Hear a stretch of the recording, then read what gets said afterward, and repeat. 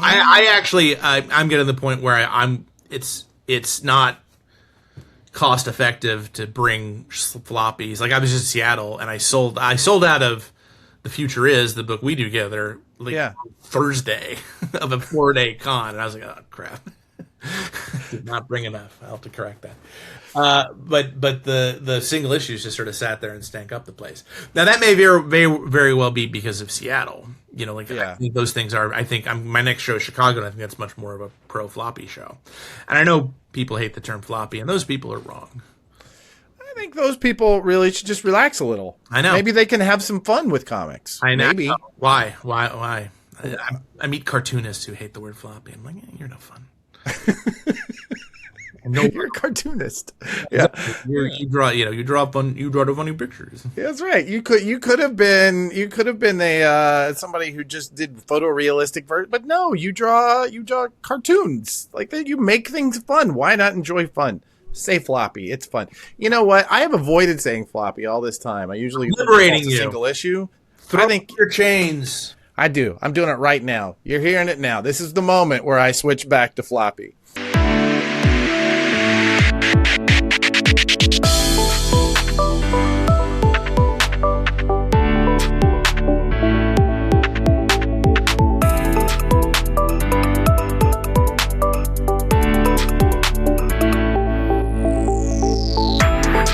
Hi, this is Adam Freeman, Comic Industry Insiders, the podcast where it is my pleasure to talk to the people behind the scenes of the comics industry, or in the case of this week, the people very much in the front of the scenes of the comic book industry.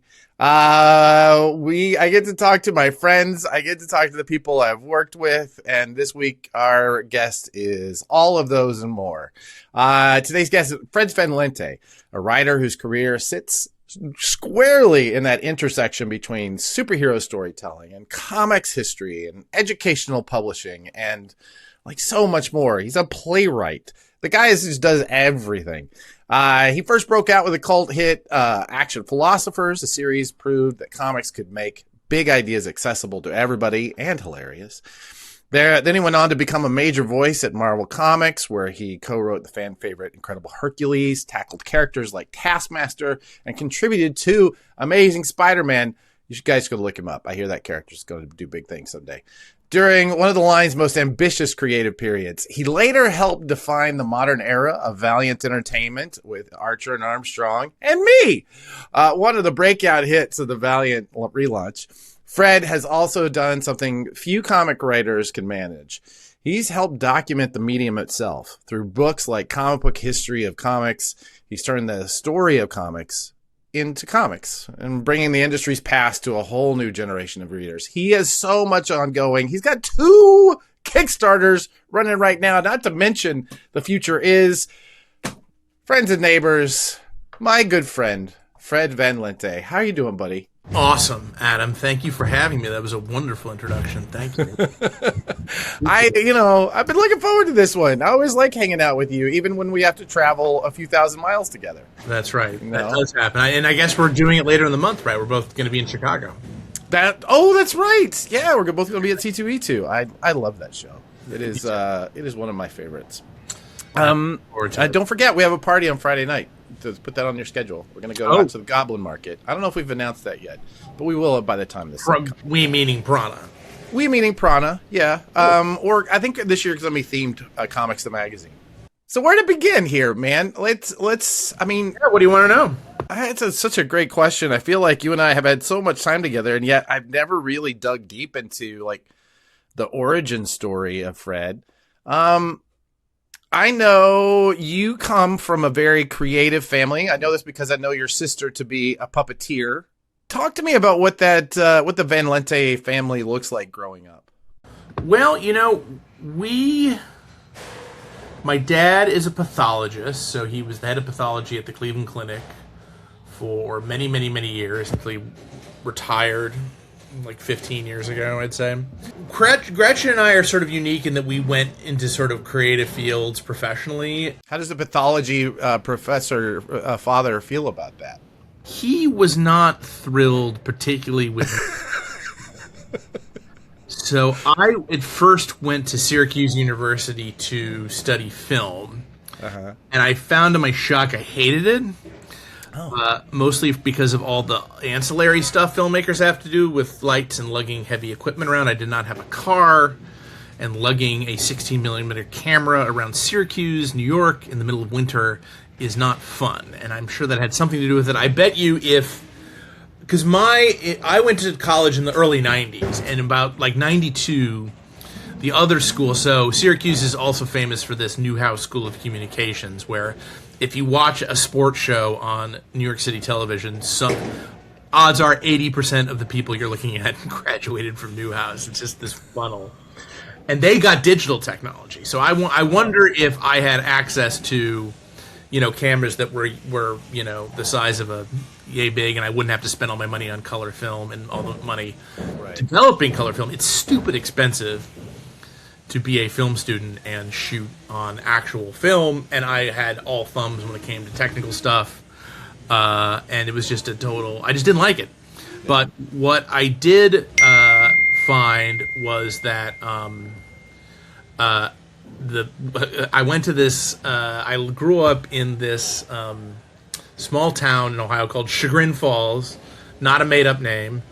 Not a name Reuben Bowling made up for Tom the Dancing Bug. I was like, dude, why'd you do that? I'm from there. And he's like, you're from there? I'm like, yeah, people are from there. If you ever read Tom's, or rather Reuben's Tom the Dancing Bug, it's great because the Chagrin Falls are like the generic Trump supporting middle Americans who are totally ignorant and don't know anything about anything. Chagrin Falls, Ohio sounds like a movie that Jimmy Stewart would have been the head. I know, right? Yeah. And my wife is from Wappingers Falls, so we've got falls falling all over the place. The funny thing, I tell the story a million times, and I hopefully haven't told this story in this podcast. I think I've told it to you in private. But so to give you an idea what Chagrin Falls is like, I got an email one day that I have been nominated to be in the Chagrin Falls High School Hall of Fame, which is very cool. Yeah. Sadly, I would not be the most famous comics person in the Chagrin Falls High School Hall of Fame since Bill Watterson went to my high school. Oh. In fact, if you see the first Calvin and Hobbes, if you remember the first Calvin and Hobbes collection, the back of it is Calvin picking up this gazebo and stomping a town, which is a very famous drawing. Yeah. That is downtown Chagrin Falls. They said so. They're like, congratulations, you've been nominated for the Chagrin Falls High School of Fame. Please fill out this Google Doc questionnaire. I was like, sure. I opened the Google that questionnaire. The first question they ask you is, "Who are you?" I feel like it's the Hall of Fame, so I'm obviously one of the most famous people from Chagrin Falls High. I feel like never ask anyone, "Do you know who I am?" It's just the best. Never. This is the one instance where I think it is legitimate to be like, "Do you know who I am?" Like, you nominated me. Bill Watterson. Yes. Okay. Yeah. Very long questionnaire, and in the last page, there's an essay question. Already, I'm like, fuck this. But there's an essay question that tell us how great Chagrin Falls is and how being in Chagrin Falls, encouraged your success. And why we are responsible for everything you've achieved in your life.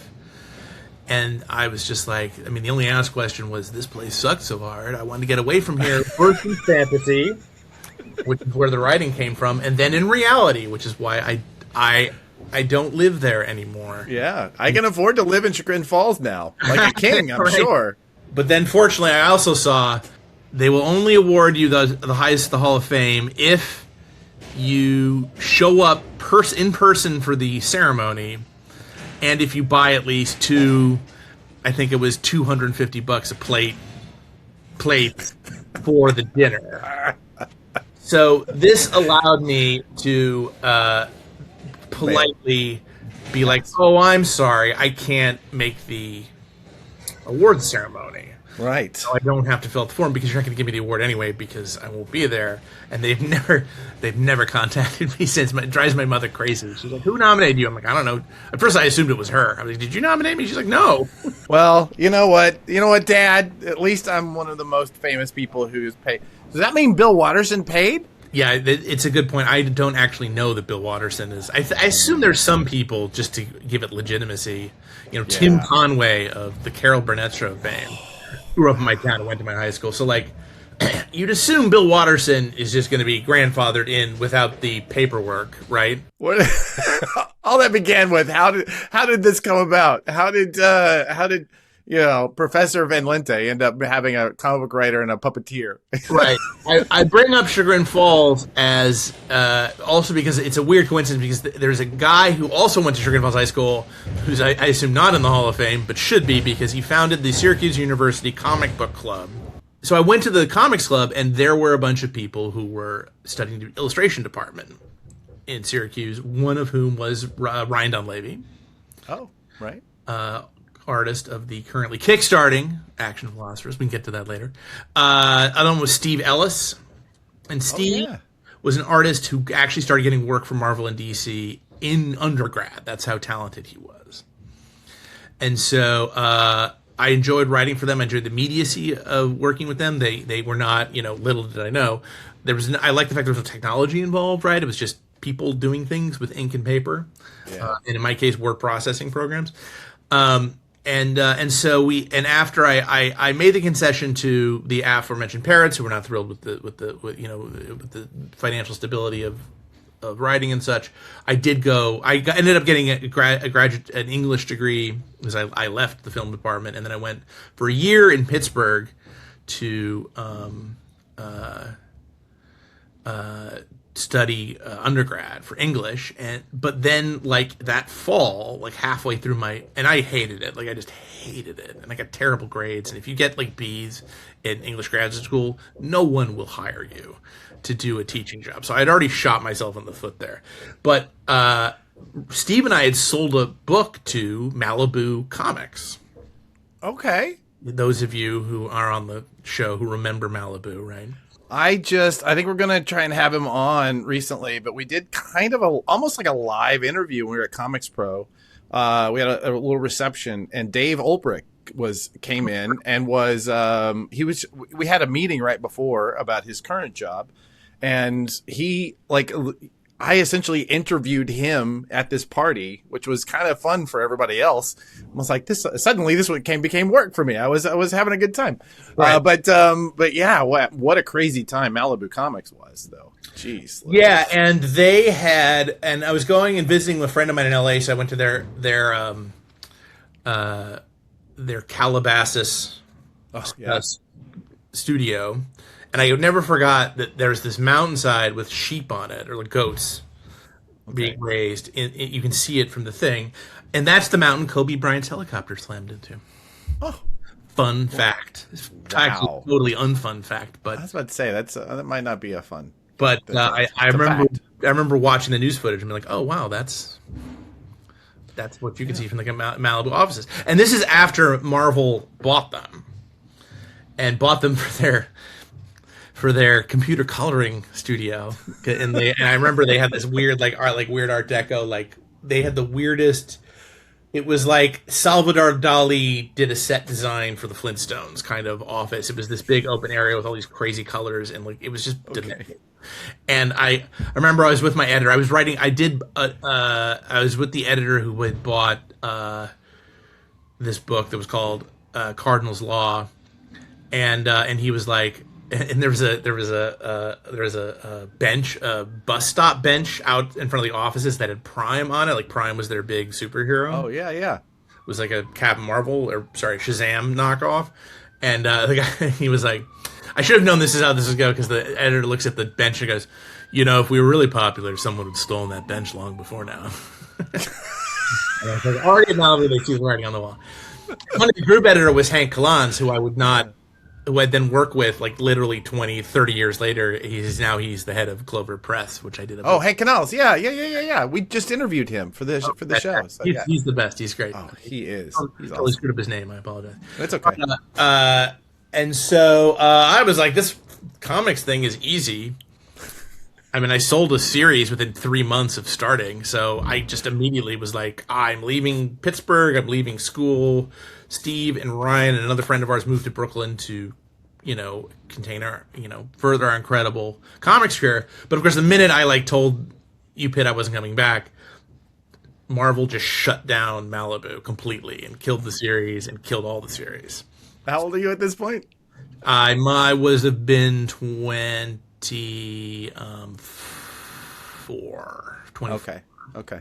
Yeah, all right. Yeah. That sounds like a 24-year-old move. Yeah. 100%. And I was kind of disappointed, but I was still kind of like, I'm moving to New York City and I hate graduate school, so I'm depressed, but who cares ultimately, Yeah.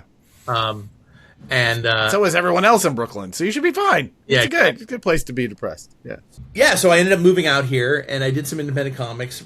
Steve and I ended up scraping the serial numbers off Cardinal's Law, and we did a series called The Silencers, which was what we sold to Malibu. But if you know anything about the Malibu characters, you'll know that Marvel/Disney has locked them into a vault and then dropped it in the middle of a volcano and then poured concrete into the volcano, like because of the way that those guys and generously made sure the writers owned like the ownership split of because they're trying to lure people away from Image, right? Because Malibu was the original distributor of Image, and that's where they got all their money from. So that's how they launched it, and that was during the same time the first Valiant started, and the first when Dark Horse was doing Comics Greatest World, all that stuff. Like suddenly, once that first wave of Image happened, there was this huge wave that kind of followed it, and Malibu was part of that, and it lasted all of 3 years.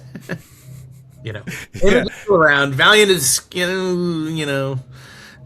the pulse every once in a while. It's beating. All right, and obviously we know what happened to Dark Horse. That was a total disaster. Yeah. I remember I also did some. They had me. I was working on their superhero line at one point. And they sent me all the Comics Greatest World comics, and I'm not right now. Like maybe it's not the greatest world. No, nothing personal. Well, let's actually. You know what? Let's go from the narrative to a certain high level, because one of the things I think I've always held off talking to creators. I think that, the default for channels like this is that we talk to the creators because the fans want to hear from. Sure. And I've always held back just because I feel like a lot of people are covering that a lot better than I would, but B, it's hard to dig into like the mechanics of having a life like yours, a career like yours, when you're trying to pitch whatever new story it is you're selling, right? So I wanted to take just a moment to go from that narrative to kind of the high level, which is talk about the parameters that you've used to choose jobs. I'm sure that there are times when you're like, oh, thank God, work. But also, I mean, I know that you're just talking about like getting the opportunity to say, maybe not to that, maybe Comics Greatest World. Maybe even talk about how that has shifted for you. But talk about that. Like, what are the parameters that you use to decide which projects you are going to go, either go and create on your own, or like, how do you lean into, or like say, no, maybe just, I'm going to let this bust pass. Fortunately or unfortunately, I don't, I turned down, I could probably count on one hand the projects I've turned down beforehand. There have been plenty of projects that I agreed to do, and then about issue 3 or 4, I was like, "Oh, I probably shouldn't have done that." like I was a bad fit for G.I. Joe. I don't know why. I had just the comic book history of comics, you mentioned earlier, had gone through 2 sellouts through IDW, so they were like, he has the sales pixie dust, which is kind of how a lot of publishers make their decisions. So they gave me G.I. Joe, and I was like, okay. And I liked the comic, and I had never seen the show, and I was too old to have the toys. But I was like, okay, cool. This is like a big franchise. This is one of the flagship writers for IDW, and I was like, great. So I am doing the G.I. Joe book, and they're like, great, yeah. And then we'll have you meet Larry because Larry's doing his book, and I was like, wait, what? Larry's doing a book too. Larry Hama. They're like, yeah, Mr. G.I. Joe. Yeah, we're great. This is like being an Elvis impersonator in an Elvis concert. While the actual Elvis is currently performing. Like, thanks, guys. Or as I said a lot of times, this is like being a Jesus impersonator at a Jesus convention. Jesus is the headliner. That was brutal. And I quickly figured out I can't get into this. Yeah. I couldn't wrap my brain around a military comic where almost nobody dies. Like, I just was like, and the G.I. Joe fans are fascinating. They're kind of divided between people who are in the military or think they're in the military. I think there's a lot of them too. Like I remember some of those guys. Yeah. They were complaining like one guy was like, you can't call them guns. And I was like, what? They're small arms. They're firearms. They're pistols. They're rifles. They're not guns. Guns are what mounted on the ship. And I told Tom King this, and he was like, CIA would call them guns. Like, what the fuck are you talking about? and I was like, this is weird. And then there's another group of crazy G.I. Joe fans. They were the bane of my existence because they were the cartoon fans. And so the cartoon G.I. Joe fans are very annoyed that the comics didn't more reflect the cartoons. Because in the Larry Hama G.I. Joe comics, Snake Eyes was Scarlett's love interest. And in the cartoon, not Hawk. Shit, what was the guy? Maybe it was. Got me, man.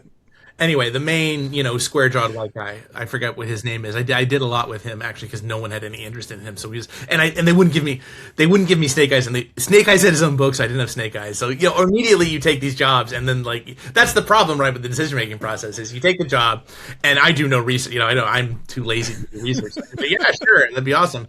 Oh, I have to compete with Larry Hama. Okay, great. Yeah. Mm-hmm. Okay, great. So Snake Eyes. Oh, what? I don't get Snake Eyes has his... No Snake Eyes. No, that's right. Snake Eyes was dead. Oh, right. Right. So, okay. No Snake Eyes. And then I'm like, oh, well, Scarlett, you can't have Scarlett. I'm like, oh. Scarlett had her own book that was written by Chuck Dixon. Got it. So I have no Snake Eyes and no Scarlett, and I'm stuck with Duke. I'm sorry. It was Duke is the guy that was Scarlett's love interest in the cartoon. So I have this whole storyline with Duke and his estranged Iraqi wife and all this stuff. Because we update all the backstories and just the G.I. Joe's fans screaming like scalded babies that he wasn't with Scarlett, and I'm like, I'm not even letting Scarlett in my book, much less have her fuck anybody. All right, so get off my dick. And so and then I got the opportunity to write Magnus Robot Fighter, and so I bailed. You just ran. John Barber, who's my awesome editor, was very understanding about it. I wrote like 13, 14 issues, and of course it didn't really go beyond that much. Right. So I wonder because it didn't have Snake Eyes in it and it didn't have Scarlet in it. Why isn't it selling? It must be the creative team. That's you were the golden child. You made it rain. I mean, what's going on there? It had to. Trust me, that status is very temporary. This is a "what have you done for me lately" business, 110%. That's incredible. Well, thank you. I have no idea what question we were answering now, but I loved it. What happens when I turn down? Oh yeah, why would you turn? Why do I turn down projects? And the answer I had to give you was I don't. And the one time I did.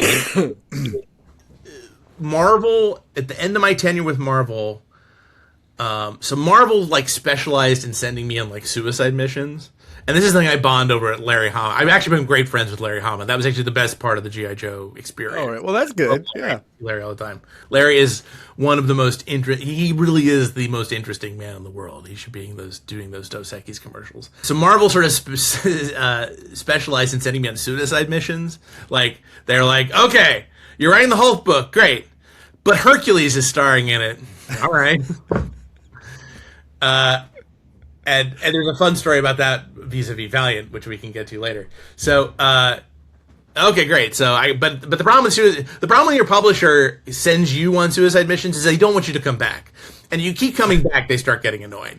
They're like, okay, now we're going to give you Marvel Zombies. Awesome. But you can't but we want to be bought by Disney, so you can't use Spider-Man, Wolverine, Captain America, Hulk, Iron Man, anyone who could possibly be in a movie. All right. And so it sells like gangbusters. Great. That's so this is not my story, but Larry tells the story that Larry, G.I. Joe, as most people know, was one of Marvel's highest selling books in the 80s. It was huge. Sure. They would never give him they would not give him another book. He was like, can I write Avengers or whatever? No. You do toy books. That's your thing. You do toy books, and really, that's the only reason it's selling is because the toys are successful. Okay. And he does a affiliation Wolverine, and Wolverine's, it's hard to believe now, but Wolverine is selling terribly. and so Larry takes it over. Adam Kubert starts drawing it, huge success, top of the sales charts. They still won't give him another book. He's like, "Why won't you give me another book?" He's like, "Because it's Wolverine. It's not you. It's selling as a Wolverine." So it's like they just make up anything. So, but then finally, so years and years of this, and I did. I was like on the web heads of Spider-Man. I did a lot of fun projects in Marvel. And I wouldn't have the career right now if Marvel, specifically Mark Panicia, my editor, hadn't taken a chance on me. But then I was working with Lauren Sankovich, who's fantastic, who was my editor on Taskmaster, the aforementioned Taskmaster. And that was a big critical hit. And they wanted me to relaunch New Warriors. And so they were trying to give me Amadeus Cho, who was in the Hercules book, and Speedball, and Thunderstrike, the not Thor, who's the Thor, and Night Thrasher, and like some real heavy hitters. And how you describe this sounds like one of those cooking shows where they say, "Okay, I want you to make a meal, but you have a kumquat, a dragon fruit, and this cut of beef that nobody knows what to do with." Yeah, it sounds to me like that's what you're handed, right? Yeah, and it's like I never was the guy who'd be like, "You will give me Fantastic Four or whatever," I quit or anything like that, because I was pretty dumb, but I was smart enough to know that's probably. And I have friends who did that, and their asses got jammed really quick. Know your value. Know what their value of you is. You see, yes, exactly. Yeah. The problem. I tried to develop this New Warriors pitch, and eventually I was just like, no. I don't want to. I mean, it's just like this thing is going to come out. It's going to piss off the New Warriors fans because Namorita and Night Thrasher and Vance Astro and everybody else are not in it, and Firestar is not in it, and they're going to be like, what the fuck? And none of these characters have a constituency to support a book. This just seems like a waste of time. And not long thereafter, Marvel was like, we're not renewing your contract. Now, I was exclusive at that point because they're like, well, so when I said no, they were like, you're fired. All right. So what does an exclusive contract like that look like, at least at Marvel at that period? Is that I got a bump in page rate, and they had in the contract they had to give me a certain number of books. Gotcha. 2 books a month. Which plenty of people who signed exclusive contracts tell you they sometimes honor that. That's the purpose of the exclusive contract is you won't work for DC. I did one DC book. I did one 6-page DC story with my pal Nick Dragato. Whatever happened to him? I don't know. Nick, who now? Nick, what? Dragata. I think it's Italian. I don't know. Yeah. Oh, cool. Oh, yeah. That's good for him. That's such a weird thing. Yeah. He's doing magazine covers. In fact, I have his Martian Manhunter splash. He's like, you don't want a Marvel Zombie splash? I was, no, I want our Martian Manhunter story. I got that hanging in my head right now. The minute I did that for DC, and they were talking about having me do more Blackest Night stuff, because I was doing the Marvel Zombies thing. And the first thing I said to Eddie Berganza, everyone's favorite editor, I was like, just don't. I don't want to do zombies. And immediately their faces fell. And I was like, well, I fucked up this meeting again. Steal the Marvel Zombies guide. Have them do, Blackest Night, which remember was the DC Zombies thing. Yeah. The minute that story came out, I was signed to an exclusive for 2 years. Yeah. And so the purpose, I understand some people got in health insurance, some people got the silver, the Disney World card, like you can get anywhere in the Disney parks. That was I did not rate that. Right.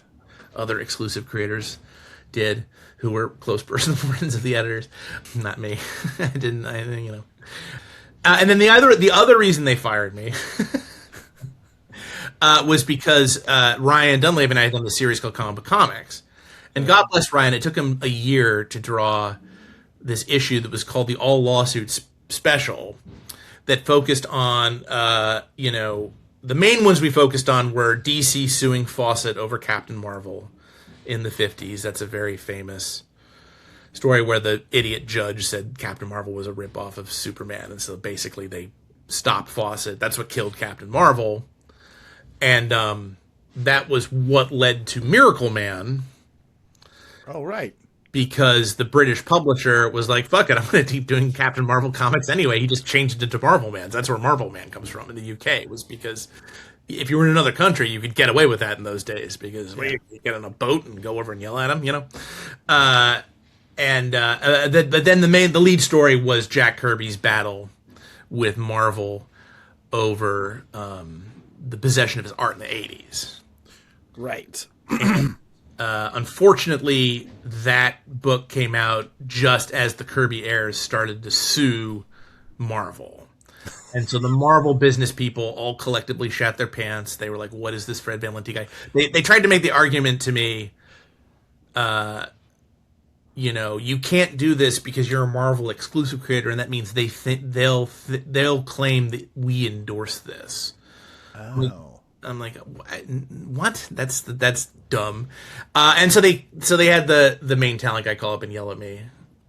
Sorry, what was the question? So yeah, how long has it been? I've managed to keep working. Yeah. And how is that? I guess no. I mean, I know kind of how you're good, right? And you've never stopped looking for new ways in. Good helps, but I don't think it does much. It doesn't help that much. So then, what's the secret? Diversity.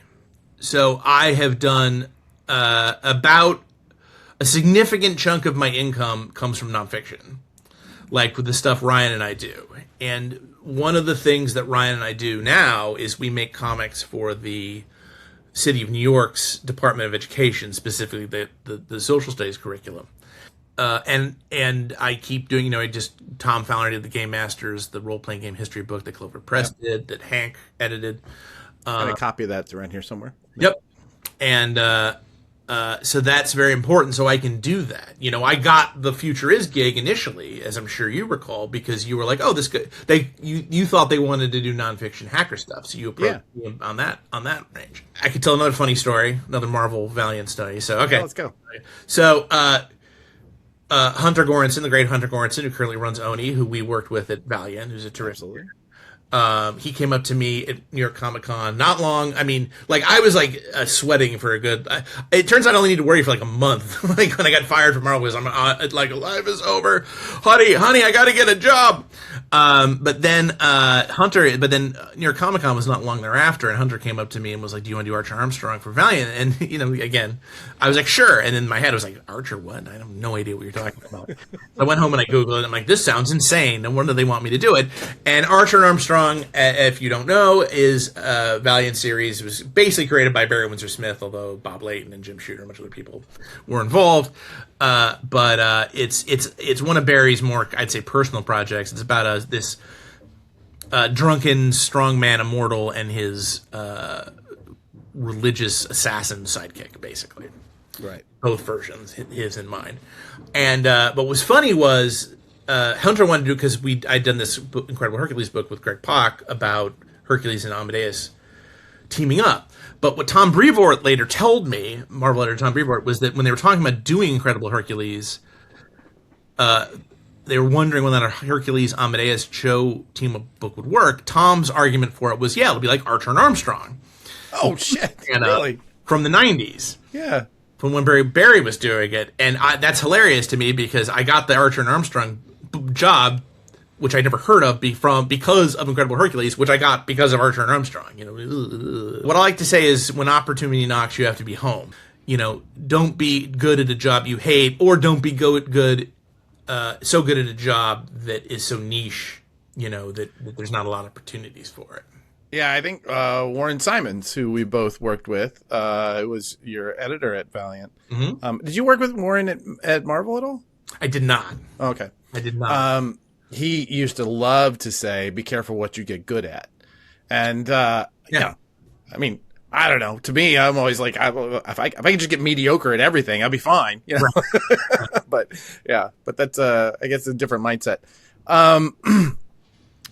So it's that diversity, though, that means that you always have some place to push, right? If it's not the historical fiction, if it's not the well-researched stuff, if it's not the if not novels. Yeah, I mean, You know, the bottom line is that the people who hire you are almost always going to be. I mean, this is the paradox and the catch-22 of breaking in, which is the people who are inclined to hire you are your fans. They're already like your work, or they think you would be a good fit because of something else you've done.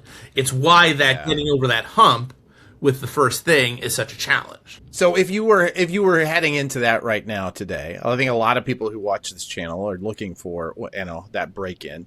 Where would you start? Like, would you go back to doing stuff with your buddy Ryan? Like, how would you begin that process?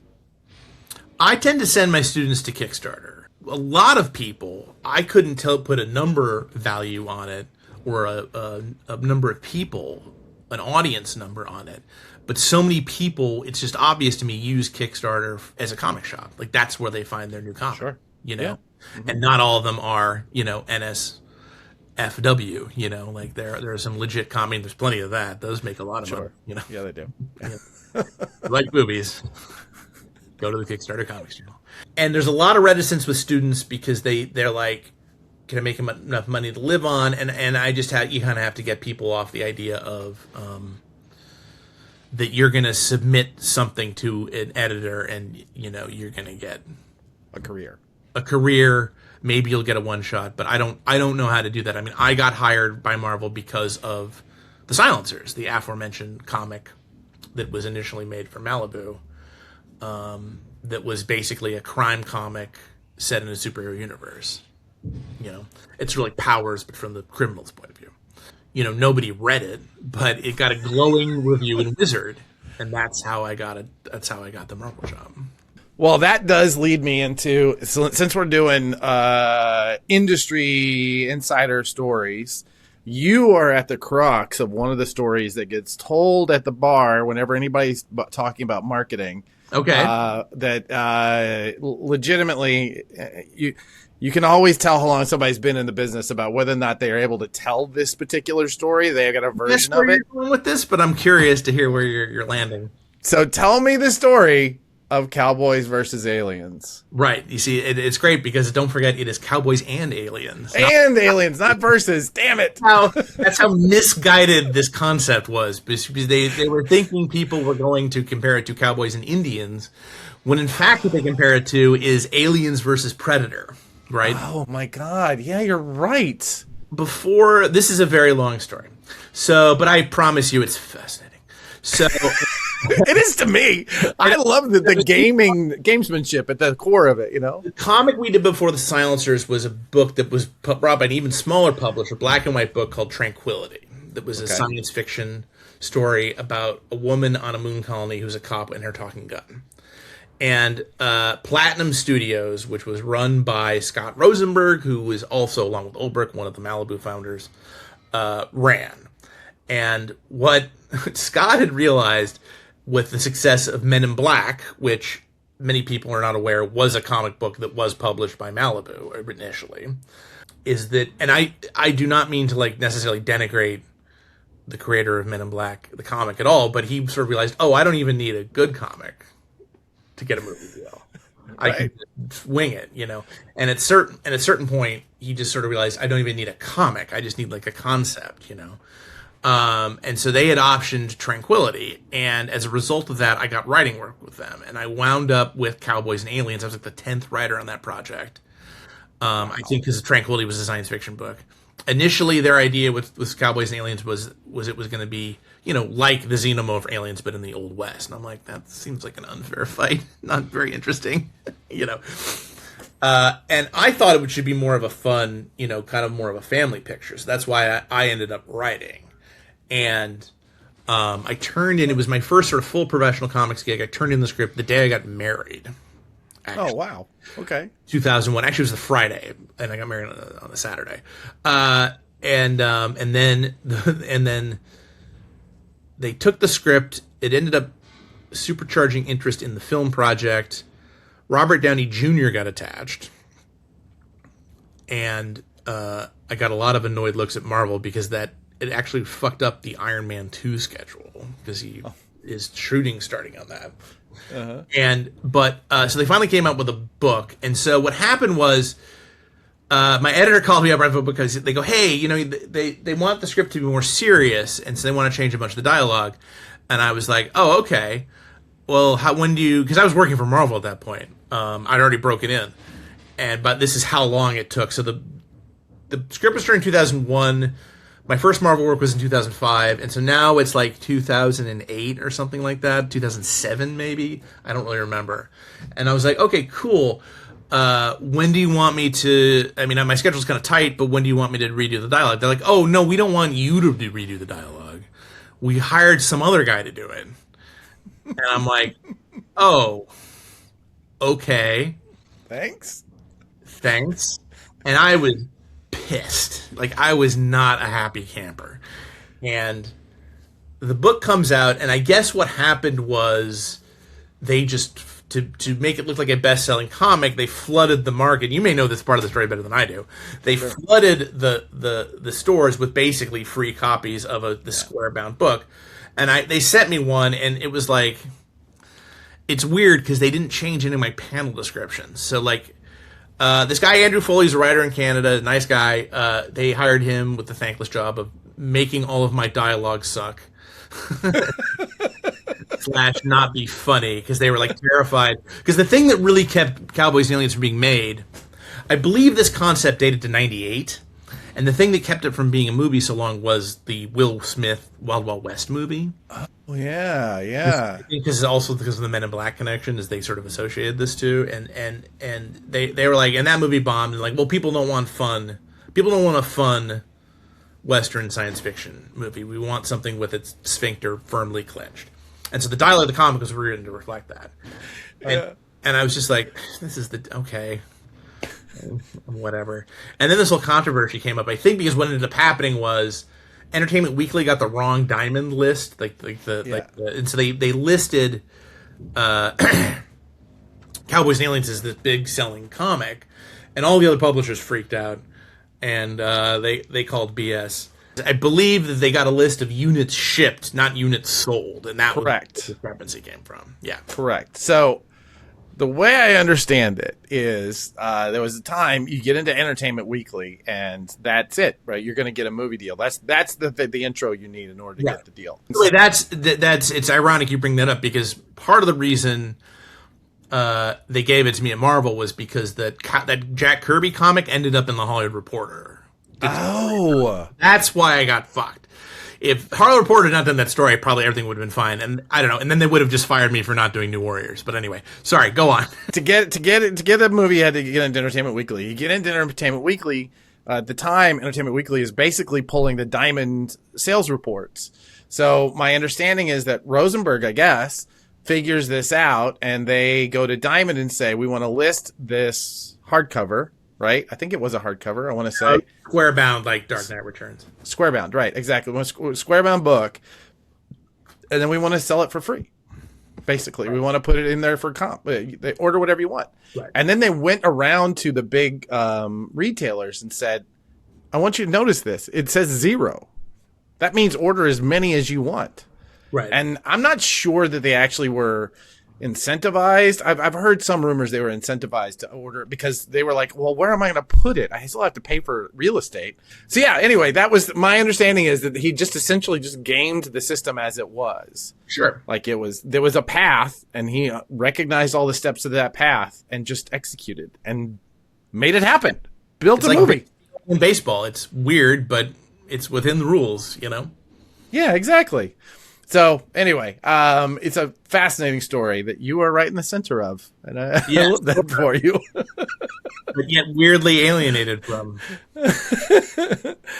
I know we've got a limited amount of time today, so there are a few things I wanted to cover. Talk about you teach, right? You teach young creators. I do, both in person and if you go to Domestika, I do the intro to comic script writing class on that site. So talk about some of the things that are, maybe is there a list of things that most students don't get right? The analogy I tend to give when I'm asking this question is when I was in the fourth grade, my math teacher said 7 times 8 is 56, right? Just remember that. Nobody ever gets 7 times 8. So 7 times 8 is 56. I do have a tough Push time. that into your memory. What is there a 7 times 8 equals 56 for writing, I guess? Sure. Well, specifically writing comics, which requires you to like an artist. It's really the simplest thing in the world. Visual storytelling is about changing the emphasis of objects in space. And that I said that really abstractly. The other way of putting it is big things important. Small things not important. Like that's it. Like that's the job. Like it's filmmaking. Is very how you do the mise en scène is very similar. And all of comics writing of plotting and emphasis is if you zoom in on something, it's important. If it's and Jack Kirby and Joe Simon figured this out.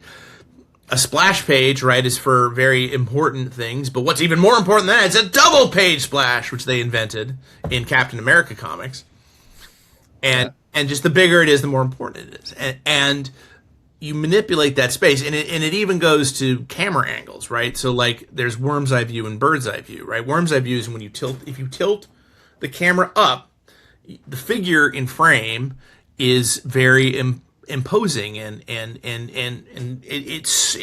gives an idea of strength. But on the other hand, if you look down on characters and you isolate them visually and in space, they become very weak and isolated and in crisis.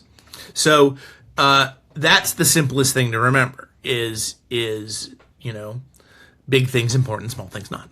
That's it. That's visual storytelling. And there's many variations on that, but that's the basic concept. And so that's why that is another reason to keep in mind the thing that I think that is probably the most common, and I see it with like professional writers, is trying to cram too many things in one panel. That's the biggest thing almost all noobs have a struggle with is, the panel is the sentence of the comics paragraph, and you don't want to run on sentence. So only one, maybe two things happening per panel. That's it. Stop. Because in comics, you're manipulating space. In movies, you manipulate time. That's the big difference between the two. I know that to your left is a cabinet. Can we talk about that cabinet? Because you showed this to me at another meeting, and I want to discuss that. Just that thing. Sure. That's it. That's what I'm talking about. This is a custom-made cabinet. If you've ever heard of the site Comics Geek Speak, this is one of the host brothers who does this woodworking. Mm-hmm. And that is the cover of Comic Book Comics #2, our World War II issue that Ryan Dunleavy gave me the original art to, and that scan is from that cover, and in that cabinet are my comics, by which I mean that I've written. Right. And I'm running out of space. You're going to have to get another cabinet made soon? I used to be able to keep my comps in there, too. But nope. The comps are now under my desk in long boxes. I get that. I get that a lot. Well, listen, that's what this is over here. This is just comps. It's a little, every year it gets a little more imposing. I don't know what to do with them. It feels wrong to sell them. I don't know why. It just never feels right to get rid of them. Well, when are you in a position to sell them? I think would be your challenge, right? Are we just on eBay or? Huh? Would you just put them on eBay? Like I just do my stuff. I'm getting to the point where it's not cost effective to bring floppies. Like I was just in Seattle and I sold out of The Future Is, the book we do together, Thursday of a 4-day con, and I was like, oh crap. Did not bring enough. I'll have to correct that. But the single issues just sort of sat there and stank up the place. Now that may very well be because of Seattle. I think those things are. I think my next show is Chicago, and I think that's much more of a pro floppy show. And I know people hate the term floppy, and those people are wrong. I think those people really should just relax a little. I know. Maybe they can have some fun with comics. I know. Maybe. Why? I meet cartoonists who hate the word floppy. I'm like, you're no fun. No, you're a cartoonist. Yeah, you draw funny pictures. Yeah, that's right. You could have been a somebody who just did photorealistic version, but no, you draw cartoons like that. You make things fun. Why not enjoy fun? Say floppy. It's fun. You know what? I have avoided saying floppy all this time. I usually liberating you. Single issue. I think your chains. I do. I'm doing it right now. You're hearing it now. This is the moment where I switch back to floppy. Let's talk about The Future Is, because that has been a really fantastic project working with you so closely. This is rarely a hype show, but I'm so excited about that project anyway. Even 12, 13, 14 issues in, I'm still so hyped on it. 11th issue comes out next Wednesday. That is correct. And we just sent 12 to print because I live in printing time these days. Okay. So. Very nice. Yeah. Yes. It looks really good. I just, last night we approved the free comic book day version.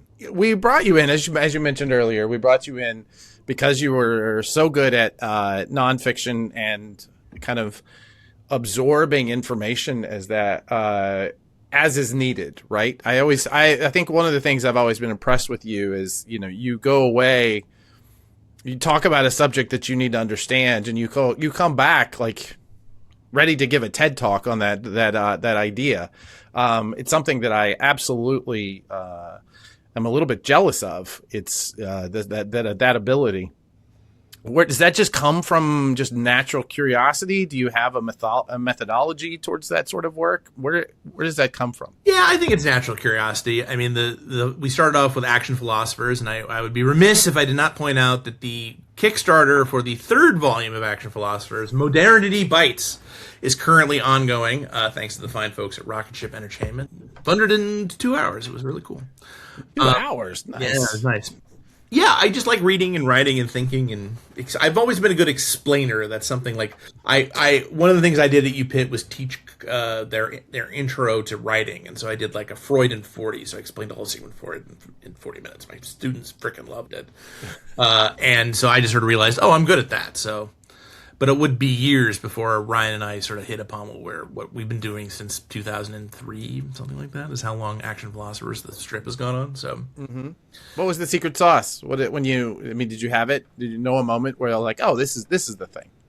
I was surprised at how many people really loved it, and it's also funny how many people who are into comics majored in philosophy, because it's kind of our sweet spot. Like Tom King majored in philosophy, and I tabled at Seattle next to Aubrey Sitterson. Oh yeah, I love Aubrey. He's wonderful. He's a great dude.